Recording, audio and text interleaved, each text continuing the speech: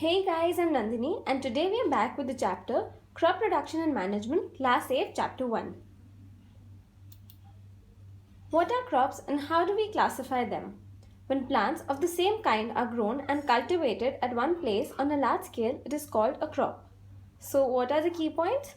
Plants of the same kind, cultivated at one place and on a large scale. How are they classified? They are classified on the basis of season they grow in. So crops are broadly classified on the basis of the season in which they grow. Also, climatic conditions like temperature, humidity, rainfall are important for classification. How do we classify crops? On the basis of season they grow in. So there are basically two categories, two broad categories, that is Kharif crops and Rabi crops. Kharif crops, they grow in rainy season. Rabi crops, they grow in winter season. Kharif crops, they are generally sown from June to September and Rabi crops are generally sown from October to March. So Rabi, winter time, October to March. Kharif, June to September, that is the rainy season. Example, paddy. Paddy means rice, maize, cotton, etc. And what about Rabi? We have wheat, gram, pea. So these are the plants which need lesser amount of water. Rabi need less amount of water, so they are grown in winters. Kharif need more amount of water, so they are grown in rainy season. Next we have agricultural practices. So there are main 6-7 agricultural practices: preparation of soil, sowing, adding manure and fertilizers, irrigation, protection from weeds. Weeds are the unwanted plants which compete with the main plant, the crop, harvesting and storage. We are going to study all of these in detail. Preparation of soil. To turn and loosen the soil, this allows root to penetrate. Penetrate means go deep. Penetrate deep into the soil. So the deeper the roots go, the more amount of nutrients, the more amount of water they get. Loosening of soil helps in growth of earthworms and microbes who add humus to the soil. So earthworm and microbes are very useful for the soil. They add humus to the soil and are called friends of the farmer. The process of loosening the soil is called plowing or tilling. Okay, so when we loosen the soil, it's called tilling of soil or plowing of soil. Soil is hard at first. What we do is we use some tools to loosen it so that roots can penetrate deep, the plant can grow better. Agricultural implements. Now, what are the things we use for plowing? Plow is an implement made up of wood and is drawn by a pair of bulls. Now here we can see there's a pair of bull and a plow. So what is here is we have a plow. The plow shaft is the handle from where we hold, and this acts as a blade. This gets into the soil, and when the bull moves, this loosens the soil, this portion. Okay. Hoe. Hoe is used for removing weeds, for loosening the soil. So weeds, see, the role of plow was to loosen the soil, but hoe here plays a role of removing weeds. Weeds are unwanted plants which are competing with the soil. So it's very important for us to remove weeds in order to help the crop grow to the fullest. So it removes the weeds and loosens the soil. It has a long rod of wood and iron.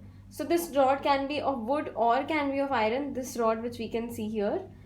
A strong bent plate of iron is fixed to one of its end and works like a blade. So we are talking about this bent plate. Okay. This is the bent plate.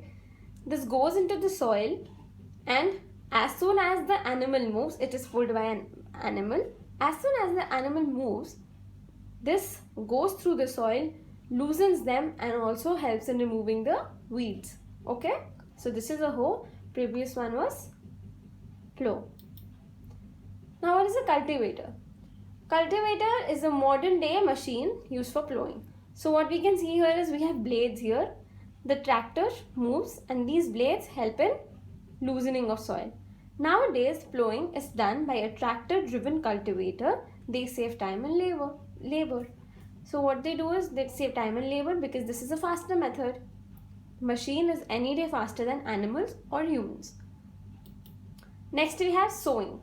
Sowing is one of the most important steps of crop production. Why is it most important? Sowing is basically when we put the seeds into the soil, and this is the first step we do in order to actually grow the parent plant. Okay, loosening of soil was just a preparation. This is the first step towards the growth of the plant. So sowing is one of the most important step of crop production. Seeds used for sowing should be of good quality, healthy and free of infections.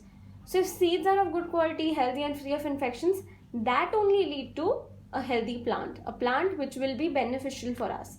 Seeds are sown manually or by broadcasting or by seed drills. So seed drills go deep into the soil and then put the seed there, and then we cover the portion with the soil.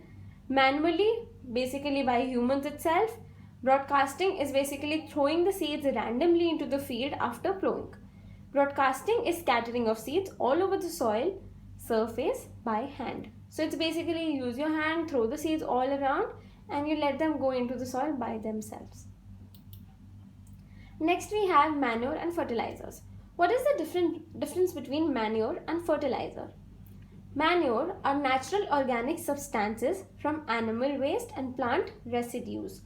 So what are manure? Manure is a natural thing, and this is something which we get from the decay of animals and plants. So the residue. Basically all the humus and everything, the humus which we have is manure.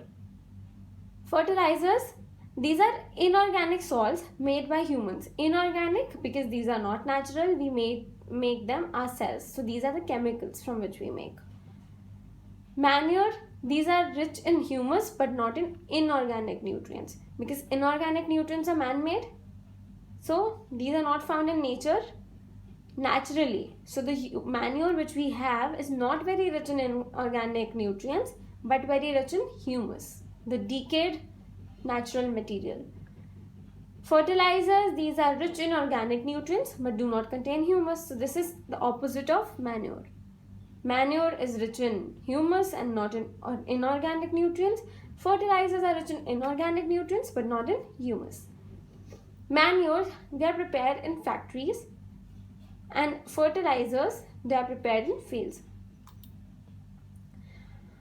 Advantages of manure: it enhances the water holding capacity of the soil. So basically what we are doing is, after adding manure, we indirectly add humus, and when we add humus to the soil becomes more fertile.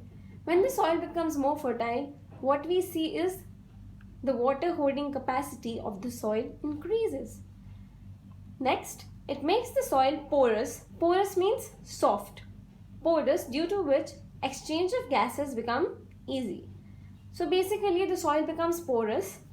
Porous as in it has air between it, it is soft, and the exchange of gases, that is the exchange of gas between the soil and the air. Basically the roots also need carbon dioxide. So exchange of gases becomes easy. It increases the number of friendly microbes. If we add manure, the friendly microbes which add to the fertility of soil also increases.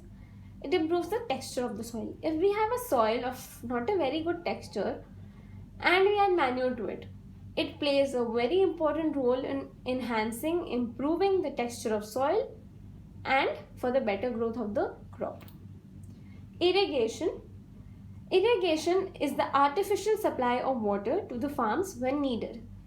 Basically, when we give water to our plants, we are irrigating them. But irrigation is for crops. We are giving water to the plants, so it's basically watering the plants. Irrigation is for the crops, and when we do it in the field, it's not in the short scale thing. Coming back to irrigation, we artificially supply water. It's not that rain is coming and we are supplying water, or it's not that they are getting water from the underground sources. We are giving water to the plants ourselves because they need it. Okay? Sprinkling system. The perpendicular pipes having rotating nozzles joined to the main pipeline. So what we see here is, these are perpendicular pipes. Perpendicular means vertical. These are vertical pipes and they have rotating nozzles. These rotating nozzles are spreading water all around in the field and the crops are getting water. The next type is drip irrigation. Water falls drop by drop just at the position of the root. So they have made channels. Channels, the pipe goes till the position of the root. So they don't sprinkle water all around randomly. The water is supplied just at the position of the root. Okay? Protection from weed and pest. Weed, the unwanted plant. Pest, the unwanted insects. Okay? Insects are always unwanted because they are gonna take nutrients from the plants. They're not letting the plants grow. So pests are always unwanted. Weeds are the unwanted plants. So what is weeding?